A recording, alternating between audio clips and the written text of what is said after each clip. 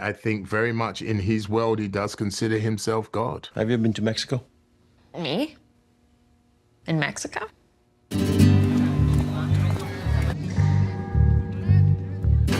Swallow.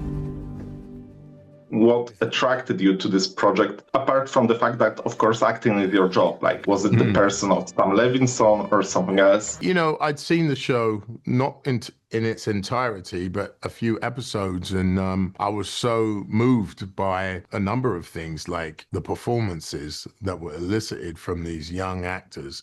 I hadn't seen performances like that for years. They were so raw and truthful and beautifully executed. The cinematography of the show was just pioneering, and the musical score. Music was very much dialogue in the show, and I loved that. And the subject matter, what it was addressing, real life issues of Gen Z and just people in general. I thought that cocktail really spoke to me. So I was very much eager to compete, to be a part of a show like that, you know. How would you describe your character's Alamo's relationship with Rue? There's this one scene, this one glimpse on his face when she tells him that maybe God brought them together, and he smiles like his face telling us that he may think that he's the God. Is he a God, at least in this relationship? I think he's a he may be more of a mentor and a seducer, you know. Alamo and Zendaya's character Rue, it's somewhat of like father-daughter, you know, uncle and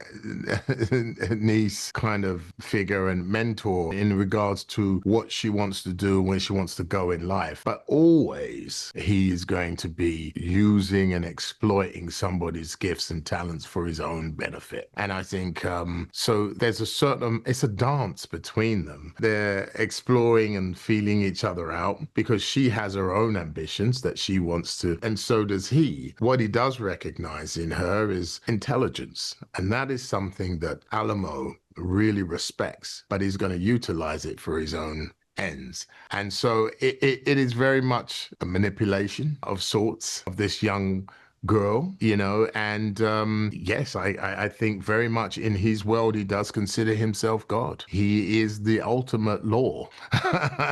And, you know, he is. And everybody in that world must succumb to his law, his will, her included, because he's feeding everybody. He's built an empire off of sex clubs. And, you know, he's pulled his boots, his straps up from the ground, and he's done it remarkably successfully in his feeding an entourage.